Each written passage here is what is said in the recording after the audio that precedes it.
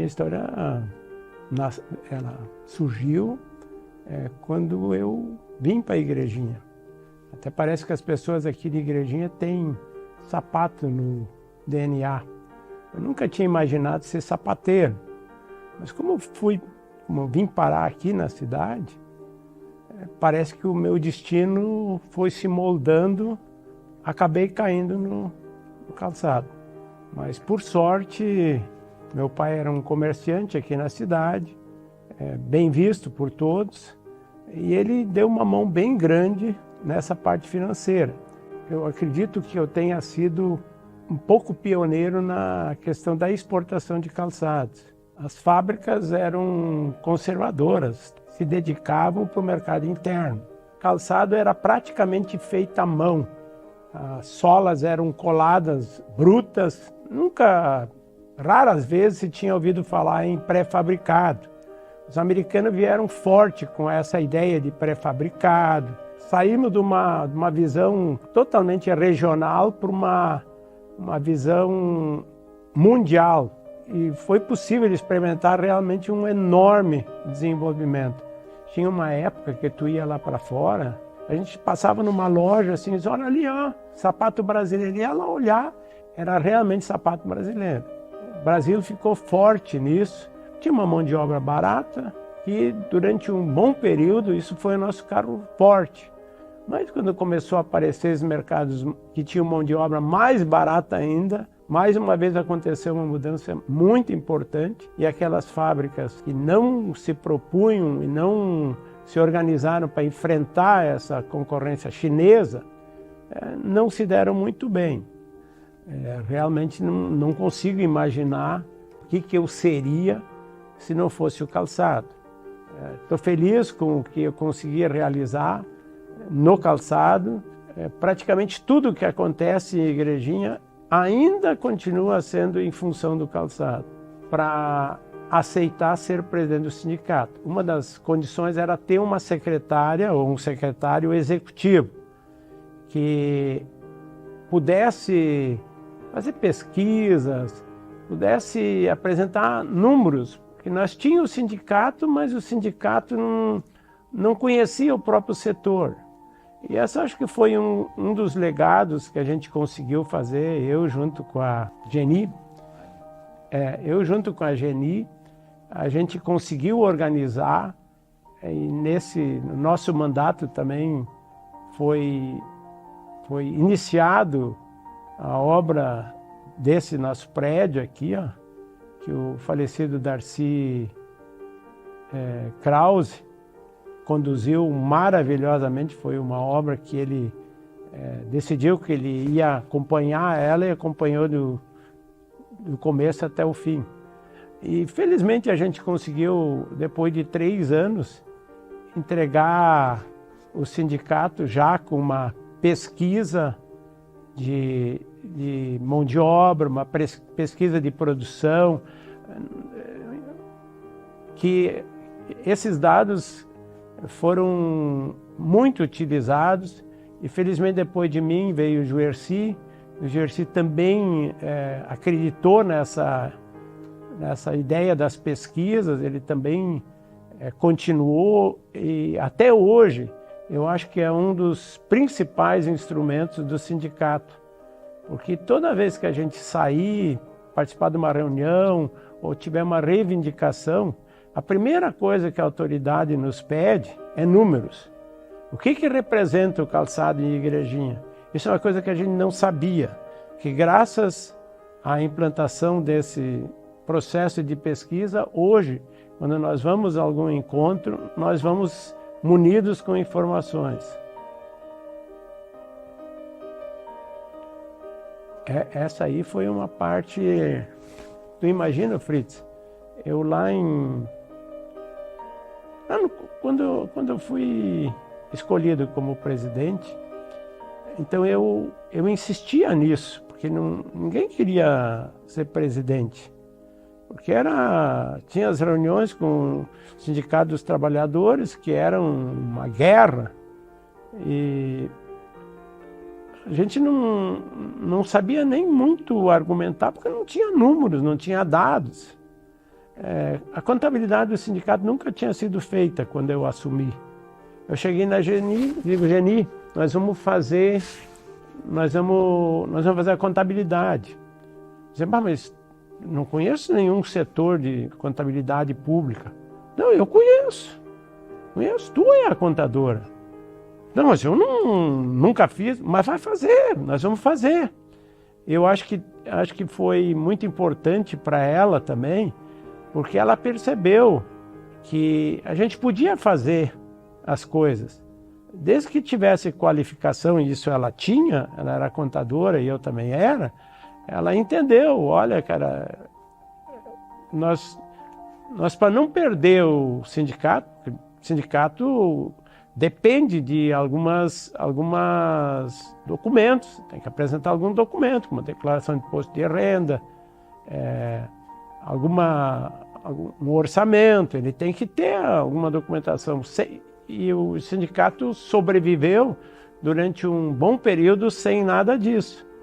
Então nós implantamos essa contabilidade, o orçamento, a pesquisa, e com isso eu imagino que essa foi, vamos dizer, foram coisas tão importantes quanto a própria fundação.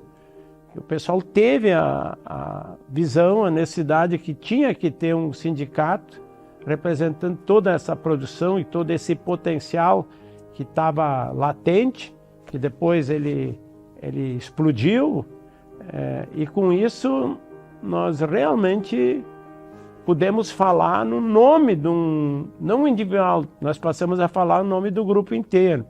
E isso realmente surtiu muito efeito, muito resultado para nós.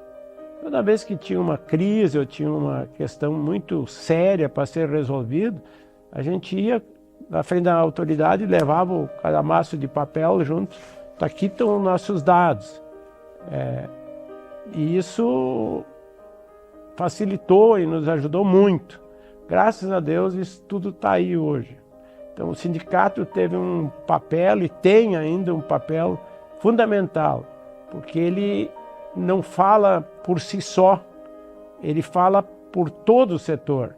E falando por todo o setor, a gente sente que o respeito é maior do que se uma empresa ou um pequeno grupo de empresa for reivindicar alguma coisa. Isso é que eu acho que é o papel fundamental do sindicato hoje. E felizmente a gente conseguiu, depois de 3 anos, entregar o sindicato já com uma pesquisa de mão de obra, uma pesquisa de produção. E felizmente depois de mim veio o Juersi. O Juersi também acreditou nessa ideia das pesquisas, ele também continuou, e até hoje eu acho que é um dos principais instrumentos do sindicato, que graças à implantação desse processo de pesquisa, hoje, quando nós vamos a algum encontro, nós vamos munidos com informações. O pessoal teve a visão, a necessidade que tinha que ter um sindicato representando toda essa produção e todo esse potencial que estava latente, que depois ele explodiu, e com isso nós realmente pudemos falar no nome não individual, nós passamos a falar no nome do grupo inteiro. E isso realmente surtiu muito efeito, muito resultado para nós. Então o sindicato teve um papel e tem ainda um papel fundamental, porque ele não fala por si só, ele fala por todo o setor. E falando por todo o setor, a gente sente que o respeito é maior do que se uma empresa ou um pequeno grupo de empresa for reivindicar alguma coisa. A questão do lixo o sindicato abraçou e continua dando a maior força. E eu acho que, olhando assim friamente, não tem nada a ver com o sindicato. Mas essa é uma prova de que o sindicato ultrapassa o que se poderia chamar dos próprios limites ou das suas atribuições, O nosso sindicato está de parabéns pelo fato de ter assumido essa questão, que é uma questão extremamente complicada, que eu não sei como teria sido resolvido se não fosse o belíssimo trabalho que foi feito aqui no nosso sindicato. Posso dizer para essa gurizada que está querendo começar, não desistam. Tentem superar as crises, não corram na primeira crise. O que eu tenho visto que realmente quem é persistente, claro, sem dúvida também inteligente, é os que vão ficar médias e quem sabe grandes empresas no futuro. Que ele criou uma empresa do zero. Ele veio de uma família muito humilde, veio do interior aqui, né, da cidade, e ele construiu tijolinho por tijolinho o que é a Calçados Status, o que foi, o que é até hoje. Então eu acho que é isso, assim, ele trabalhou muito por essa empresa e ele construiu um negócio do zero. O que eu mais admiro no Henrique Calçadista é a capacidade que ele teve de delegar. Um líder tem que saber delegar, porque juntos a gente vai mais longe. Ele nunca, claro, ele centralizou as principais decisões, sempre foi dele, mas ele sempre delegou. Eu acho que foi isso que também foi um grande fator para o sucesso dele. Eu me lembro desde o status antigo, né, que era ali na Ernesto Dornelles, né, a gente subindo em cima das pilhas de couro no almoxarifado e o André reclamando que nós estávamos estragando o couro e tal. Isso nós tinha 5, 6, 7 anos, não sei. Mas foi uma evolução, né? Todos nós começamos a trabalhar muito cedo dentro da fábrica, né? Eu comecei com 12, não sei o Cristiano e Gabriel. Eu 14. Eu com 13. Eu mais na parte administrativa, o Cristiano mais na produção. E a Gabriela também na parte administrativa. Então, a gente acaba aprendendo e gostando, né? A gente cresceu em cima disso, assim, eu e o Cristiano, a gente brincava no meio das caixas de sapato, com um carrinho por dentro lá, e a gente, desde muito pequeno, a gente já via os processos, como eles eram, né, passo a passo como se faz um sapato, e isso foi gerando conhecimento também pra gente, no futuro, que a gente começou a trabalhar na empresa, né. Todas as pessoas que estão envolvidas nesse processo são extremamente importantes para nós. Sem essas pessoas nunca aconteceria o sapato pronto. Então é lá de baixo até o cliente final. É um processo. E como esse processo é delicado e tem que ser preciso para que tudo dê certo e se junte no final para se formar isso. Sim, mas é uma coisa que exige muitas pessoas, que exige muito esforço para que dê certo. O pai foi empreendedor na exportação, né? E daí o pai viajou para a África, viajou para vários países, né? E naquela época a gente não tinha nem conhecimento como é que eram esses países, né? Não tinha internet, não tinha nada. E o pai contando que chegou na África, não existia calçamento, o esgoto corria céu aberto e enfim, era uma outra realidade que não dava nem para imaginar, né? A gente ficava pensando, o pai pegar um avião e ir para um lugar desconhecido, isso aí, arrumar cliente, fazer negócio com uma língua que nem conhecia, né? Tinha dificuldade, né? Olha, é coragem até os dias de hoje pensar nisso. O pai, quando começou a vender na exportação, né? Vendia para vários países, né? Mas principalmente para a África, né? E o pessoal chegou aqui para comprar sapato, sem saber muito onde que ir, né? E entrou em várias fábricas, né? E as pessoas enganaram essa gente, né? O pai sempre fez o correto, né? Sempre entregou o que foi combinado, o material certo, né?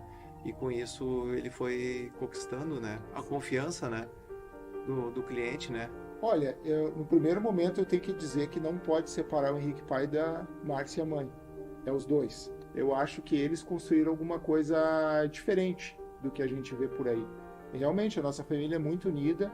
Eles buscam essa união, né? Sempre buscaram essa união e eles sempre foram parceiros um do outro em tudo e sempre nos mostraram isso, né? Sempre fizeram questão de fazer coisas com a gente, coisas diferentes, sempre em família. E eu acho que isso é uma coisa que fortalece muito os laços, né? Sempre mostrando que a gente tem que ter respeito um pelos outros e andar junto, né? Enfim, acho que o Augusto falou tudo, assim, que a gente é assim porque a gente é unido, a gente sempre esteve juntos e a gente sempre também trabalhou juntos. Bom, eu só tenho que agradecer, né? Não podia ter pai, não posso esquecer da minha mãe também. Mãe, porque é o casal melhor. Eu agradeço por tudo. Eles sempre tentaram dar o melhor que eles podiam para nós e conseguiram. Eu te amo. Acho que eles sempre batalharam muito para dar tudo para nós. E sou muito grata a tudo. E eu amo muito eles, os dois. E obrigada. Te amo, parceiro.